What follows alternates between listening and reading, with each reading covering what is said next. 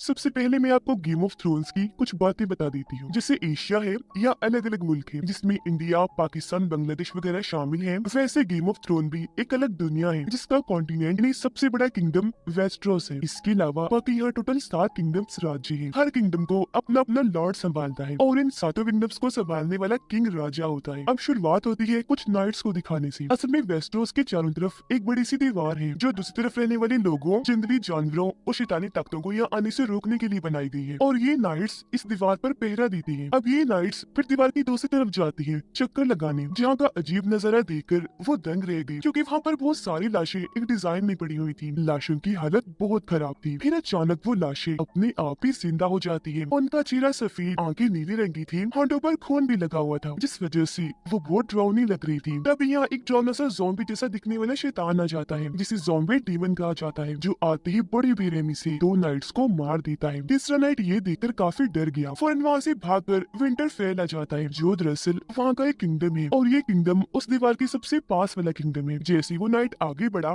यहाँ के सोल्जर्स उसे पकड़ लेते हैं, जिसके बाद यहाँ आई नाइट स्टार जो इस किंगडम विंटरफेल के लॉर्ड है, यानी यहाँ की हिफाजत करते हैं, यहाँ के हेड है। नाइट स्टार अपनी तलवार से उस नाइट का गला काट देती है क्योंकि नाइट्स के कुछ असूल थी जिससे वो शादी नहीं करेगा, हमेशा नाइट बनकर जिंदगी गुजारेगा और जहाँ रहता है वही रहेगा, कभी वहाँ से भागेगा नहीं। और क्योंकि यहाँ नाइट स्टार को लग रहा था कि वो बगावत कर रहा है, भागा है, इसलिए उन्होंने इस नाइट को मार दिया। अब नाइट स्टार अपने बच्चों के साथ जो वहाँ से जा रही थी, तो रास्ते में उन्हें वुल्फिनी भेड़िए के 6 बच्चे मिलते हैं जिनके माँ बाप वुल्फ को किसी ने मार दिया था। अब नाइट स्टार के खानदान का निशान एक वुल्फ का ही था, इसीलिए वो 6 के 6 वुल्फ के बच्चे अपने बच्चों को दे देते हैं। यहाँ उनके अपने 5 ही बच्चे थे। 2 बच्चे जो जवान थे वो उनके सुतेली बेटे थे, जिनमें से एक का नाम जॉन था। अब हमें इन सातों किंगडम का कैपिटल इन्हीं सबसे बड़ा शहर दिखाया जाता है जहाँ खुद किंग भी रहता है। यहाँ किंग की वाइफ अपने भाई जेमी से बात कर रही थी कि किंग का जो राइट हैंड था, इन्हीं किंग का खास आदमी, अचानक किसी वजह से उनकी मौत हो गई है। उधर विंटरफेल में नाइट स्टार की वाइफ उनके पास एक खत लेकर आती है जिसमें लिखा था कि किंग नाइट स्टार के किंगडम आ रहे हैं। हमें एक जगह दिखाई गई जहाँ 2 खास नस्ल के बच्चे रह रहे थे। खास नस्ल इसलिए क्योंकि उनकी कुछ खूबियां थी, कुछ ताकतें थी उनके पास, जिनकी बाल गोल्डन रंग की थी। दोनों बच्चे जवान थे, बहन भाई थी। इनमें लड़की का नाम डेनेरियस था। इन दोनों के डैड ने काफी सालों तक इन सालों किंगडम्स पर राज किया था, लेकिन फिर कुछ सालों पहले नाइट स्टार और अब जो किंग है उन्होंने मिलकर एक साजिश की। उन्होंने जेमी जो किंग की वाइफ का भाई भी है उसे अपने साथ शामिल कर लिया,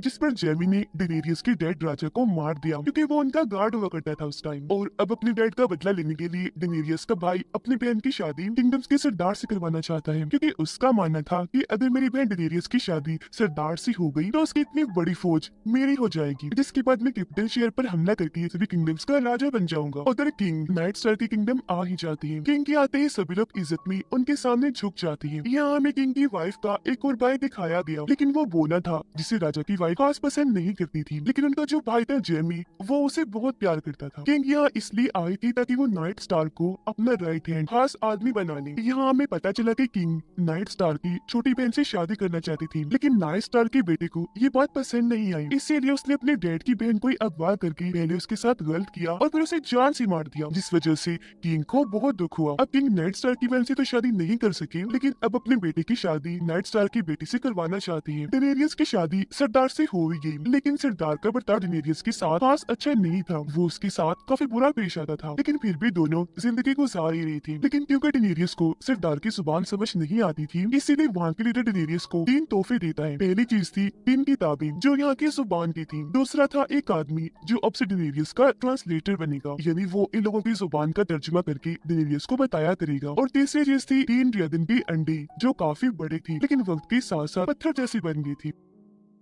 नाइट स्टार का छोटा बेटा एक खाली पड़े टावर पर चढ़ रहा था, जहाँ वो जेमी और उसकी बहन इन्हें किंग की वाइफ को एक साथ बड़ी अजीब हालत में देख लेता है। अब बच्चे किसी को जाकर बता न दे, इसलिए जेमी उसे मारने के लिए टावर से नीचे फेंक देता है। डेनेरियस अपने हस्बैंड सरदार की जुबान सीख रही थी, साथ ही साथ उसकी अपने हस्बैंड से ताल्लुक भी अच्छी हो गई थी। नाइट स्टार का बेटा टावर पर से गिरने की वजह से मरता तो नहीं, लेकिन कोमा में चला जाता है। लेकिन फिर भी नाइट स्टार अपनी दोनों बेटियों को लेकर कैपिटल शहर जा रही थी, जबकि उनका सुतीला बेटा जॉन नाइट बनने के लिए उस बड़ी सी दीवार के पास पास जा रहा था। अब बोने से किंग का बेटा बदतमीजी करने लगा, जिस वजह से बोने ने उसे 3 थप्पड़ लगा दिए। पास खड़ा हुआ एक आदमी जो दरअसल नाइट स्टार का सोल्जर था, वो सब देख रहा था और इसका चेहरा जला हुआ था। अब नाइट स्टार की वाइफ से मिलने मिनिस्टर आती है। गेम ऑफ थ्रोन में मिनिस्टर काफी पढ़े लिखे इंसान को कहा जाता है, जो डॉक्टर, साइंटिस्ट सभी का काम करती है, और वो इनकी फैमिली की खास मिनिस्टर थी। उनके जाने के बाद जॉन यहाँ आता है, क्योंकि वो भी जाने वाला था। वो यहाँ अपने सौतेले भाई जो कोमा में जा चुका था उससे मिलने आया था। यहाँ हम साफ साफ देख पाते हैं कि नाइट स्टार की वाइफ उसे खास पसंद नहीं करती थी, लेकिन जॉन अपने बहन भाइयों से प्यार करता था, बेशक वो सौतेले ही क्यों ना थी। जिसके बाद में वो अपनी छोटी बहन के पास जाकर उसे छोटी सी तलवार गिफ्ट करता है, क्योंकि वो आम बच्चों जैसी नहीं थी बल्कि खास थी। उसे भी वॉरियर बनना था, बचपन से ही वो बहादुर थी। जिसके बाद जॉन नाइट बनने अपने रास्ते पर और नाइट स्टार अपने रास्ते पर निकलने लगती है। जाते जाते जॉन उनसे अपनी मॉम के बारे में पूछता है कि मेरी असल मॉम कहाँ है और वो कौन थी। नाइट स्टार कहती है कि जब तुम सफर से लौटोगी तो मैं तुम्हें तुम्हारी माँ के बारे में बता दूंगा। नाइट स्टार और किंग जब एक जगह बैठी थी तो तभी किंग को एक खत मिला, जिस पर लिखा था कि डेनेरियस और सरदार की शादी हो गई है। जो सुनकर किंग को इतना गुस्सा आया कि वो डेनेरियस को मारने के लिए कहता है, पर नाइट स्टार उनकी इस बात से सहमत नहीं होती और मना कर देती है। सफर में जॉन के साथ बोना भी जा रहा था, क्योंकि वो दीवार के पास जा रही थी, इसलिए वो भी दीवार को करीब से देखना चाहता था। यहाँ कुछ क्रिमिनल्स इन्हें मुजरिम के साथ जा रही थी, क्योंकि वो नाइट्स बन के साथ जाने वाली थी। अब किंग का बेटा और नाइट स्टार की बेटी आपस में बातें कर रही थी,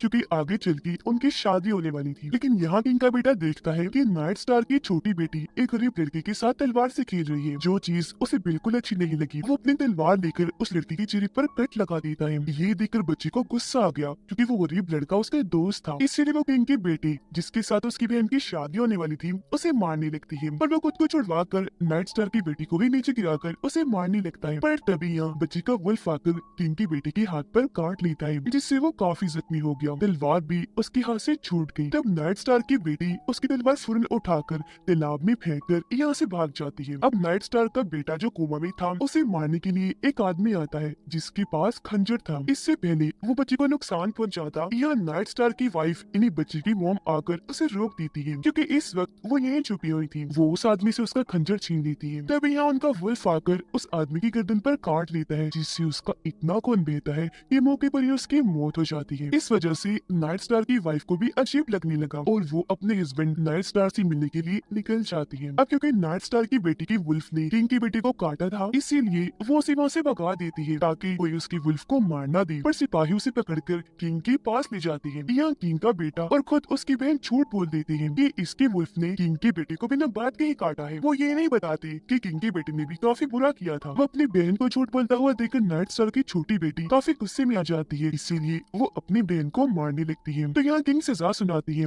कि नाइट स्टार की छोटी बेटी का जो वुल्फ है उसे मार दिया जाए। पर क्योंकि उसने तो पहले अपने वुल्फ को भगा दिया था, तो किंग कहते हैं तो फिर उसकी बड़ी बहन की वुल्फ को मार दो। इसीलिए अब नाइट स्टार को जाकर अपनी बड़ी बेटी की वुल्फ को मार देती है। कुछ ही देर में नाइट स्टार कैपिटल शहर पहुंच जाती है, जहाँ उन्हें मिलने के लिए कौंसिल बुलाया जाता है। यहाँ उनकी मुलाकात किंग के भाई एक लॉर्ड जो सारा बिजनेस संभालते हैं उनसे और एक रिपोर्टर लॉर्ड से होती है, जिन्होंने अलग अलग जगह पर अपने खबरें छोड़ी हुई थी, जो सारी जानकारी लाकर किंग को देती है। एक बूढ़ा आदमी भी उनसे मिलता है, जो यहाँ के मास्टर है। अब डेनेरियस को पता चलता है कि वो माँ बनने वाली है, और उसका जो ट्रांसलेटर है वो सारी खबरें किंग तक पहुँचाता है। खत के जरिए उसने किंग को बताया था कि डेनेरियस की शादी सरदार से हो गई है। जॉन भी दीवार के पास पहुँच गया था, जो यहाँ नए बनने वाली वॉरियर्स योद्धा को तलवारबाजी सिखा रहा था। उसके अंकल इन्हें नाइट स्टार की बायो से बताते हैं कि मैं दीवार की दूसरी साइड पर जा रहा हूँ, क्योंकि मैं एक रेंजर हूँ और एक रेंजर ही चक्कर लगाने, छानबीन करने दीवार के उस पार जा सकता है। अब विंटरफेल में नाइट स्टार की उस बेटे की आंख खुल जाती है, जो कोमा में चला गया था। होश में आने पर उसे पता चलता है कि मेरी दोनों टांगे खराब हो गई है। उसे तो ये तक याद नहीं था कि मुझे टावर से गिराया किसने था। नाइट स्टार की वाइफ कैपिटल शहर पहुंच जाती है, जहाँ उनके हस्बैंड थे। वो यहाँ आकर लॉर्ड से मिली, जिसके साथ वो बचपन में रहा करती थी। बचपन में ये लॉर्ड उन्हें पसंद करता था। नाइट स्टार की वाइफ को लगता है कि वो आज भी मुझे पसंद करता है, इसीलिए वो उस पर गुस्सा करती है, क्योंकि वो तो उसे अपना छोटा भाई समझती थी। अब थोड़ी ही देर में यह नाइट स्टार भी आ जाती है। उनकी वाइफ उन्हें वो खंजर दिखाती है, जिसके जरिए उस आदमी ने उनकी बेटी पर हमला करने की कोशिश की थी। ये खंजर बहुत ही खास और महंगे स्टील से बना था। इस स्टील को गेम ऑफ थ्रोन में बहुत कीमती माना जाता है। यह लॉर्ड बताता है कि ये खंजर तो बोने का है, यानी किंग की वाइफ के भाई का। पर इन चीजों में ज्यादा ना पड़े, इसलिए नाइट स्टार अपनी वाइफ को वापस किंग्स किंगडम विंटरफेल भेज देते हैं। साथ ही नाइट स्टार्क अपनी छोटी बेटी को तलवारबाजी सिखाने के लिए उसके पास तलवारबाज को भेजते हैं जो आज से उसे तलवारबाजी सिखाएगा। नाइट स्टार्क की छोटी बेटी जो अभी अभी कोमा से बाहर आया था, उसे एक सपना आता है जिसमें वो 3 आंखों वाली परिंदे को देखता है, लेकिन तभी अचानक उसकी आंख खुल जाती है। उसके सामने सुतीला भाई खड़ा था जो उसी नाइट स्टार के बड़े बेटे के पास ले जाने आया था, और क्योंकि वो बच्चा अभी चल नहीं सकता था तो उसे उठाने वहाँ एक आदमी को बुलाया जाता है। अब कैपिटल शहर में एक टूर्नामेंट लिए मुकाबला रखा गया था क्योंकि नाइट स्टार यहाँ के किंग की राइट हैंड खास आदमी बन गई थी, जबकि खुद नाइट स्टार जाकर एक बूढ़े आदमी से मिलते हैं क्योंकि वो यहाँ सबसे पुराने किंग की राइट हैंड जो बाद में खुद भी किंग बन गई थी उसके बारे में जानने आई थी। जी हाँ, वो बूढ़ा आदमी बताता है कि किंग की वो राइट हैंड हमेशा एक किताब पढ़ा करती थी जो किताब वेस्टरोस की तारीख के बारे में है। ये कहकर बूढ़ा आदमी उनके सामने वो किताब भी लेकर आता है, जिसे नाइट स्टार भी पढ़ने लगती है क्योंकि वो जानना चाहती थी कि आखिर किंग की वो राइट हैंड इस किताब में इतने दिलचस्पी क्यों लेती थी। फिर नाइट स्टार जाकर एक लड़के से मिलती है जो कि राइट हैंड भी इससे बहुत मिलने आया करती थी। यहाँ उसके चेहरे को देखकर नाइट स्टार को पता चलता है कि ये लड़का अब वाले किंग का सुतीला बेटा है। खैर टूर्नामेंट शुरू हो जाता है जहाँ एक जले हुए सोल्जर का भाई और तलवारबाज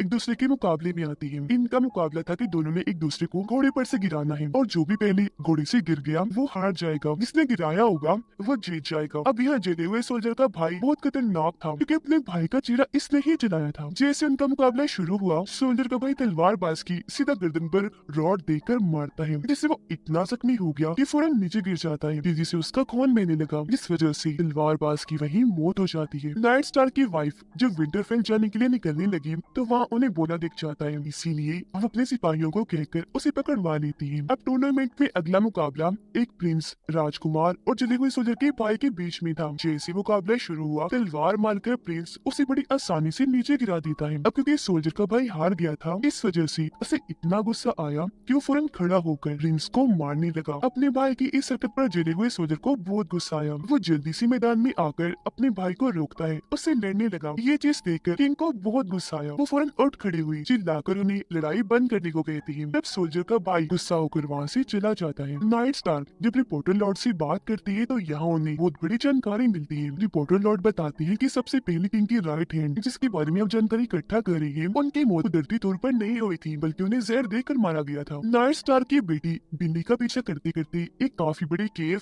गार में आ गई थी, जहाँ उसे ड्रैगन के बहुत बड़े बड़े स्केलेटन ढांचे पड़ी मिलती है क्योंकि जो नाइट स्टार का खानदान है वो ड्रैगन पर सवारी कर सकती है, उन्हें कंट्रोल कर सकती थी। पर हैरत, अभी तक यहाँ कोई ड्रैगन दिखाई नहीं दिए थे। अब किंग एक काउंसिल बिठाती है जिसमें वो नाइट स्टार को भी बुला लेती है और फौरन डेनेरियस को मारने का हुक्म देती है क्योंकि उन्हें खबर हो गई थी कि वो मां बनने वाली है। इसीलिए उन्हें डर था कि वो अपने और बाकी किंगडम्स के साथ मिलकर कैपिटल शहर पर हमला कर सकती है। पर नाइट स्टार इस बात की मुखालफत करती है। जब किंग उनकी बात नहीं मानते, जिद पर अड़े रहे, तो वो अपने किंग के राइट हैंड वाला ओहदा छोड़कर वहाँ से चली जाती है। वो सामान पैक करके निकलने ही वाली थी कि तभी उनके पास लॉर्ड आता है जो उन्हें एक औरत से मिलवाता है जिससे मरने से पहले किंग की राइट हैंड भी मिली थी, और ये औरत अब वाले किंग के सुतीले बेटे की माँ थी। इस चीज से नाइट स्टार्क ये पता लगाना चाहती थी कि आखिर किंग की वो राइट हैंड अब वाले किंग के सुतीले बेटे में इतनी दिलचस्पी क्यों दिखा रही थी। कैपिटल शहर में जेमी नाइट स्टार को अपने सोल्जर की मदद से घेर लेता है क्योंकि वो जान चुका था कि मेरे बोने भाई को नाइट स्टार की वाइफ ने अगवा कर लिया है। अब जैसे ही नाइट स्टार के सिपाही आगे बढ़े, जेमी उनसे लड़ने लगता है। जो भी आगे आ रहा था वो तलवारों से सबको मारता जा रहा था, किसी के सीने में तलवार घुसाकर तो किसी की आंखों में, और ऐसे ही उसने नाइट स्टार के सभी सोल्जर्स को मार दिया और खुद नाइट स्टार से लड़ने लगा। यहाँ उनके बीच काफी देर तक तलवारबाजी चलती रही, लेकिन तभी पीछे से जेमी का सिपाही आकर नाइट स्टार की टांग में तलवार घुसा देता है, जिससे वो इतना जख्मी हो गई कि फौरन वही बेहोश हो जाती है। जब उनकी आंख खुली तो वो अपने सामने किंग और उनकी वाइफ को पाती है। यहाँ उनकी वाइफ नाइट स्टार के बारे में कुछ उल्टा सीधा बोल देती है, जिस बात से गुस्सा होकर किंग उन्हें थप्पड़ मार देती है और नाइट स्टार को दोबारा यहाँ का राइट हैंड बना देती है। डेनेरियस ड्रैगन की अंडे को आग में लग देती है। फिर जैसे उसे उठाने लगी, वो उसकी सर्वेंट आकर खुद अंडा पकड़ लेती है ताकि उसके हाथ न जल जाए। पर हैरत, या उसकी सर्वेंट के दोनों हाथ जल जाते हैं, जबकि डेनेरियस को कुछ नहीं होता। जंगल में नाइट स्टार के दोनों बेटे और सुतीला बेटा घोड़े पर सवारी कर रही थी, जिस बीच छोटा बेटा जो कोमा से बाहर आया था वो इनसे अलग हो जाता है। जहाँ तभी कुछ अजीब लोग आकर उसे पकड़ लेते हैं। ये लोग जंगली थे जो दीवार के उस पार से आए थे। इससे पहले वो बच्चे को पकड़ते या उसके दोनों भाई आकर तीर मारकर जंगली आदमी को तो मार गिराते हैं, लेकिन जंगली लड़की को पकड़कर उसे बंदी बना लेते हैं। उधर बोने को जब सबके सामने पेश किया गया तो वो कहता है कि मेरी तरफ से एक आदमी आपके सिपाही से लड़ेगा, अगर तुम्हें जीत गया तो आपको मुझे छोड़ना होगा। इस बात पर सब मान तो गए, पर वो बोना था, लड़ेगा कैसे? सब यही सोच रहे थे और हंस रहे थे। जहाँ तभी सामने एक सोल्जर आया जो बोने की तरफ से लड़ने का फैसला करता है। किंग जब शिकार पर थी तो शराब पीने की वजह से उन्हें बहुत नशा चढ़ा हुआ था और उनकी तबीयत खराब भी हो रही थी, लेकिन उनका जो साथी था वो अब भी मुसलसल किंग को शराब पिलाई जा रहा था। जो सोल्जर बोने की साइड से लड़ रहा था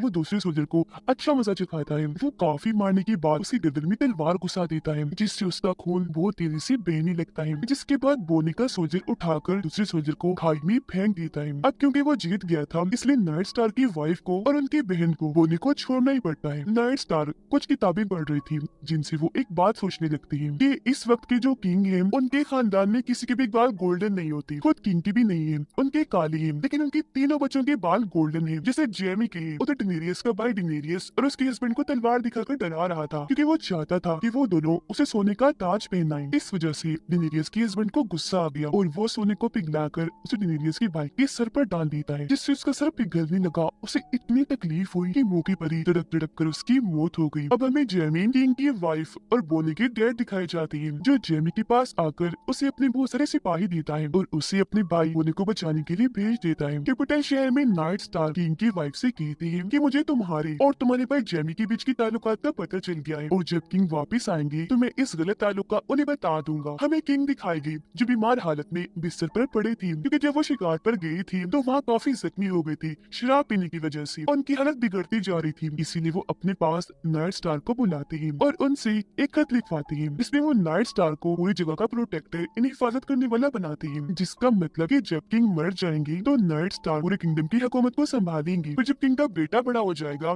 तो थ्रोन यानी तख्त राज गद्दी उसे मिल जाएगी, मतलब अगला किंग उसे बना दिया जाएगा। पर नाइट स्टार किंग के बेटे की जगह थ्रोन की असली हकदार का लिखता है। वो ये नहीं लिखते कि राज गद्दी उसे मिली, बल्कि वो ये लिखते हैं कि जो इसके काबिल होगा, जो इसका हकदार होगा, वो ही किंग बनेगा। उधर दीवार के पास लॉर्ड कमांडर जो उनको अपना सर्वेंट बना लेता है, जो आज की बात उनकी सेवा करेगा, उनके लिए खाना बनाएगा, जो बात जो उनको काफी बुरी लगी क्योंकि वो एक रेंजर बनना चाहता था। कैपिटल शहर में नाइट स्टार्क लॉर्ड को अपने पास बुलाते हैं, कहने लगे कि यहाँ के जो शांति वाले लोग हैं, इन जो सुकून रखने का काम करते हैं, उनको बोलो अब वो मेरा साथ दें। इसके बाद नाइट स्टार को थ्रोन वाले कमरे में किंग का बेटा बुलाता है, जहाँ उसे पता चल गया था कि मेरे डैड यानी किंग मारे गए हैं और अब मैं ही वहाँ का किंग हूँ, इसलिए वो राजगद्दी संभाल लेता है। लेकिन तभी यहाँ नाइट स्टार किंग के गार्ड को किंग का लिखवाया गया आखिरी खत दिखाती है, जिसमें लिखा था कि नाइट स्टार इस हुकूमत की प्रोटेक्टर तब तक रहेंगे जब तक कि किंग का बेटा बड़ा नहीं हो जाता और थ्रोन राजगद्दी हकदार को ही मिलेगी। पर किंग की वाइफ इस खत पर सहमत नहीं होती, खत को फाड़ देती है। ये देखकर नाइट स्टार वहाँ खड़े शांति वाले लोगों को किंग की वाइफ और उसके भाई जेमी के बीच की ताल्लुकात के बारे में बता देती है। पर इस बात से शांति वाले लोगों पर उल्टा ही असर होता है। ये सुनकर उन्हें गुस्सा तो आया, पर उन्होंने नाइट स्टार के सिपाहियों पर ही हमला कर दिया। एक एक करके सबके अंदर तलवारें घुसाकर उन्हें मार दिया। जंग का एक माहौल बन गया था वहाँ। साथ ही लॉर्ड जो पहले वफादार था वो नाइट स्टार के साथ गद्दारी करके उनके गर्दन पर तलवार रख देता है। बाहर भी जंग का माहौल था क्योंकि जेमी के गार्ड्स नाइट स्टार के गार्ड्स पर हमला करके उन पर भारी पड़ रही थी। कुछ गार्ड नाइट स्टार की छोटी बेटी को भी पकड़ लेते हैं, लेकिन उसका तलवारबाज बच्ची को वहाँ से भगा देता है। अब दीवार की दूसरी तरफ से दो लाशें आती हैं, जो लाशें उन नाइट्स की थी जो दीवार की दूसरी तरफ गए थे नाइट स्टार के भाई के साथ। अब तक उनके भाई का भी कोई अता पता नहीं था क्योंकि उनका भी खाली घोड़ा ही वापिस आया था। अब लॉर्ड कमांडर जोन को बताती है कि तुम्हारी सुतेरे डैड नाइट स्टार को कैपिटल शहर में गद्दार कहकर पकड़ लिया गया है। ये सुनकर जोन को गुस्सा आ गया। अपने डैड को बचाने के लिए वो कैपिटल शहर में जाने की बात करता है, जिस पर लॉर्ड कमांडर उसे नाइट के वादे याद करवाती है, जिसके मुताबिक एक नाइट की कोई फैमिली नहीं होती और उन्हें कोई फर्क नहीं पड़ना चाहिए कि सातों किंगडम्स में क्या हो रहा है। अब दीवार के पास एक लाश अचानक जिंदा हो जाती है जो बहुत भयानक बन गई थी और वो लॉर्ड कमांडर पर हमला कर देती है। पर तभी यहाँ जॉन आ जाता है लॉर्ड कमांडर को बचाने के लिए। वो तलवार से लाश का हाथ काट देता है, जो हाथ कटकर नीचे गिर जाता है। फिर वो लाश के पेट में तलवार घुसा देता है, पर लाश को कुछ नहीं होता, इसलिए जॉन उसकी तरफ लालटेन फेंककर आग लगा देता है। लाश जल गई, जिस मौके का फायदा उठाकर जॉन लॉर्ड कमांडर को लेकर वहाँ से भाग जाता है। उधर सरदार के बहुत सारे लोग उस पर गुस्सा करने लगे क्योंकि वो डिनेरियस की वो सारी बातें मानने लगा था। लोग बगावत पर उतर गए थे। एक लड़का तो तलवार से डिनेरियस के हस्बैंड पर हमला कर देता है जिससे उसके सीने पर कट लग जाता है। उसका खून निकलने लगा था। इस बात से उसे इतना गुस्सा आया कि उसने लड़की को गर्दन से पकड़कर उसके गले की हड्डियां तोड़ दी, जिससे वो वहीं मारा गया। वो ना अपने साथियों के साथ अपने डैड के पास पहुंचा, जहां उसके डैड नाइट स्टार के बेटे के साथ लड़ाई की तैयारियां कर रही थी और वो अपने बेटे बोनी और उसके साथियों को भी अपने साथ लड़ाई में शामिल कर लेते हैं। किंग का बेटा एक सीनियर सिपाही को बूढ़ा बोलकर उन्हें वहां से रिटायर कर देता है कि अब से तुम हमारे लिए काम नहीं करोगी, जिस बात से सिपाही को इतना गुस्सा आया कि वो खुद ही अपना ओहदा छोड़कर वहां से चला गया। जिसके बाद किंग का बेटा उनकी जगह जेमी को दे देता है। अब नाइट स्टार की बड़ी बेटी किंग के बेटे के सामने आकर बैठकर उसे माफी मांगती है ताकि वो उसके डैड नाइट स्टार को छोड़ दे। इस पर किंग का बेटा कहता है कि मैं वादा करता हूँ कि मैं तुम्हारे डैड नाइट स्टार और तुम्हें छोड़ दूंगा, लेकिन तब जब तुम्हारे डैड सबके सामने खड़े होकर इस बात को कबूल करे कि वो गद्दार है। नाइट स्टार की बड़ी बेटी के पास उसकी मॉम भी आ गई थी क्योंकि वो लोग जंग लड़ने को तैयार थे। उन्होंने अपनी पूरी टीम भी बना ली थी जिन्हें लेकर वो पुल के ऊपर पहुंचते हैं। अब पुल पार करने के लिए उन्हें यहाँ के लीडर की इजाजत की जरूरत थी और जब नाइट स्टार की वाइफ इजाजत लेने जाती है तो लीडर का कहना था कि मैं तुम्हें पुल पार करने की इजाजत तभी दूंगा जब तुम्हारा बेटा मेरी बेटी से शादी करेगा और तुम्हारी छोटी बेटी को भी बड़ी होकर हमारे लड़के से शादी करनी होगी, जिसके लिए वो मान गई। तब लीडर भी पुल पार करने की इजाजत दे देता है। लॉर्ड कमांडर की जो ने क्योंकि जान बचाई थी इस वजह से वो उससे बहुत खुश थी और उसे अपने खानदानी सबसे पुरानी खास लोहे की तलवार देती है इनाम के तौर पर। टेनेरियस के हस्बैंड की छाती पर जहाँ तलवार लगी थी उस वजह से वो इतना जख्मी था कि उसकी हालत खराब हो रही थी। वो इतना कमजोर हो गया कि अपने घोड़े से ही नीचे गिर जाता है, जो देखकर उसके लोग उल्टी उल्टी बातें बनाकर गद्दारी करने का सोचते हैं क्योंकि ये लोग उसे अपना सरदार मानते हैं जो ताकतवर हो न कि कमजोर। ये देखकर टेनेरियस वहाँ की एक औरत से मिलती है जो जादू करनी थी क्योंकि जादू वगैरह जानती थी। उसी टेनेरियस अपने हस्बैंड को बिल्कुल ठीक करने का कहती है। जादू करने कहती है कि मैं तुम्हारे हस्बैंड को ठीक तो कर दूंगी पर इसके बदले में तुम्हें एक जान देनी पड़ेगी वरना ये मर जाएगा। जिसके बाद वो सरदार के घोड़े को वहाँ बुलाकर अपने हाथों से ही उसे मार देती है। अगले दिन जेमी के डैड के कैंप पर हमला हो गया। उन्होंने दूसरी फौज का काफी बहादुरी से सामना करके इस जंग को जीत लिया, पर उन्हें पता चला कि तो नाइट स्टार की बड़ी बेटी की चाल थी। उसने सिर्फ 2000 सिपाही यहाँ भेजे थे हमला करने के लिए ताकि उनका ध्यान भटके और खुद वो जाकर जेमी को पकड़ ली। होता भी बिल्कुल ऐसा ही है। नाइट स्टार का बेटा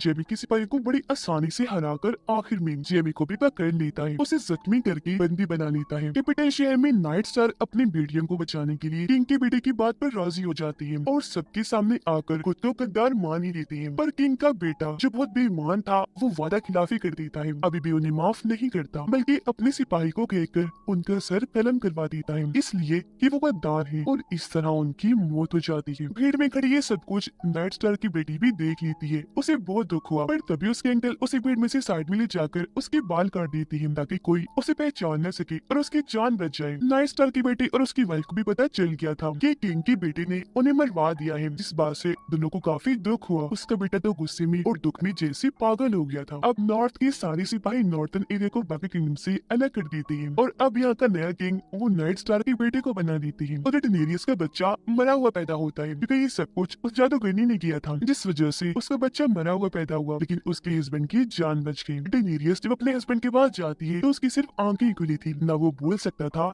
न ही हिल सकता था, यानी वो बिल्कुल एक जिंदा लाश की तरह था। पता चलता है कि ये सब कुछ उस जादूगरनी ने जानबूझ के किया था क्योंकि उसका हस्बैंड यहाँ के लोगों को परेशान किया करता था। अब क्योंकि वो जिंदा लाश था तो ना चाहते हुए टेनेरियस उसके मुंह पर तकिया रखी खुद उसे जान से मार देती है, फिर उसकी लाश को जलाने की सारी तैयारियां कर लेती है। वो ड्रैगन की अंडों को भी आग में रख देती है और खुद भी उसमें बैठ जाती है। काफी टाइम के बाद जब आग बुझ गई तो लोग वहाँ चेक करने के लिए आए, जो हम बड़ा ही हैरान करने वाला सीन देखते हैं। आग की वजह से उसके सारे कपड़े जल गए थे पर टेनेरियस को जरा भी कुछ नहीं हुआ था और तो और उसके तीनों अंडों में से ड्रैगन निकलकर बाहर आ गई थी जो टेनेरियस के कंधे पर आकर बैठ जाती है। ये देखकर ट्रांसलेटर काफी हैरान रह गया। वो और कुछ लोग वहाँ टेनेरियस के सामने घुटनों के बल बैठ गए, उसके सामने झुक जाती है क्योंकि वो जान गए थे कि टेनेरियस बहुत खास है। और इसी के साथ पहला सीजन इधर ही खत्म हो जाता है।